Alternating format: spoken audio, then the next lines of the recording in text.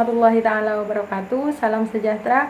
Saya Dewi Harunisa, mahasiswa Universitas Ibrahimi, Prodi Teknologi Informasi semester 1 kelas C2. Adanya video ini bertujuan untuk memenuhi tugas UAS mata kuliah Bahasa Indonesia dengan dosen pembimbing Ibu Yona Wahyu Lolita MSI. Juga bertujuan menambah ilmu dan memberikan tambahan informasi tentang materi yang akan saya sampaikan. Baik teman-teman, pada kesempatan kali ini saya akan menjelaskan serta memaparkan sebuah materi bahasa Indonesia dengan tema fungsi bahasa.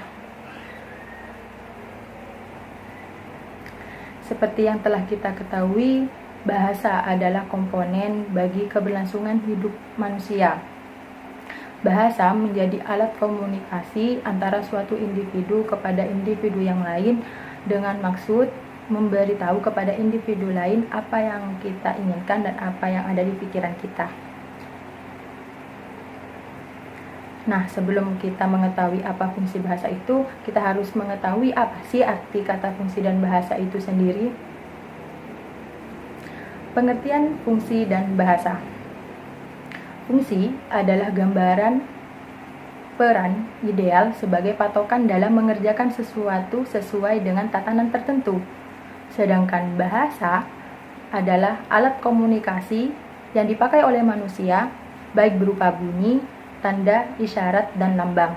Jadi, dapat disimpulkan fungsi bahasa adalah sebuah gambaran peran yang ideal dalam sebuah bahasa atau alat komunikasi, baik berupa bunyi, tanda, isyarat, dan lambang sebagai patokan dengan tatanan tertentu. Ternyata fungsi bahasa itu dibagi menjadi 4 bagian teman-teman. Yang pertama itu sebagai alat untuk menyatakan ekspresi diri. Yang kedua sebagai alat komunikasi. Yang ketiga sebagai alat mengadakan integrasi dan adaptasi sosial. Dan yang terakhir yaitu yang keempat sebagai alat mengadakan kontrol sosial. Dari 4 bagian itu saya akan menjelaskan lebih rinci satu persatu bagian dari fungsi bahasa. Yuk simak penjelasannya. Yang pertama, bahasa sebagai alat untuk menyatakan ekspresi diri. Ekspresi diri berarti mengungkapkan segala hal yang dirasakan oleh pemikiran dan perasaan manusia. Bahasa mendorong manusia untuk mengekspresikan dirinya agar menarik perhatian orang lain. Setiap orang pasti memiliki ekspresi akan dirinya masing-masing dan setiap waktu ekspresi itu pasti akan berubah-ubah. Kadang sedih, senang, kesal, dan lain sebagainya. Nah, ketika kita menggunakan media bahasa di dalam konteks tersebut, maka kita akan mengekspresikan ekspresi kita saat itu, baik sedih, bahagia, kesal, dan lain sebagainya. Berlanjut pada fungsi nomor 2, yaitu bahasa sebagai alat komunikasi. Bahasa sebagai alat komunikasi merupakan fungsi bahasa yang bersifat intrapersonal, karena bahasa digunakan alat untuk saling bertukar pikiran dan perasaan antar manusia. Memang secara umum kita sudah mengetahui dan menerapkan bahasa ini dipergunakan untuk alat komunikasi antara satu individu kepada individu yang lain, agar manusia atau individu lain yang ada kontak bahasa dengan kita mengerti dan memahami apa yang sedang kita pikirkan dan kita rasakan.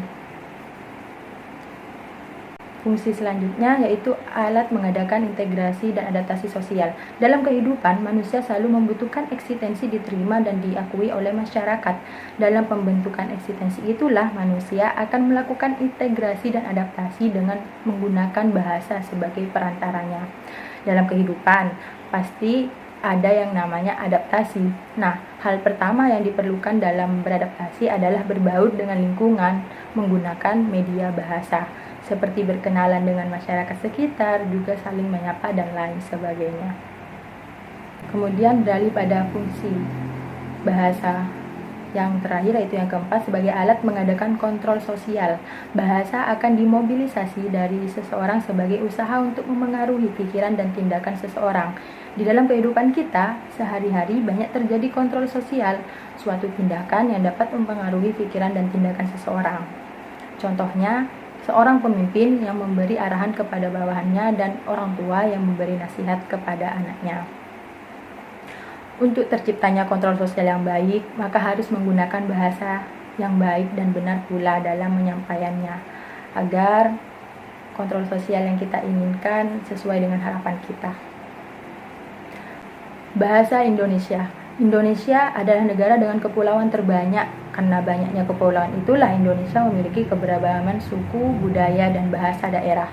Oleh karenanya, pasti banyak kesalahpahaman dan pengertian antar satu daerah dengan daerah lain. Sebab takut terjadinya hal demikian, maka dibentuklah bahasa nasional, yaitu bahasa Indonesia, agar masyarakat Indonesia menjadi satu pemahaman, satu pengertian, dan satu kesatuan, yaitu bahasa Indonesia. Mungkin hanya ini yang dapat saya sampaikan. Semoga apa yang telah saya jelaskan dan saya paparkan tadi dapat menambah ilmu dan menambah informasi bagi kita semua tentang fungsi dan bahasa. Terakhir, jika ingin hubungan yang baik, maka perbaiki pula bahasa dalam berkomunikasi. Kurang lebihnya mohon maaf. Wassalamualaikum warahmatullahi wabarakatuh.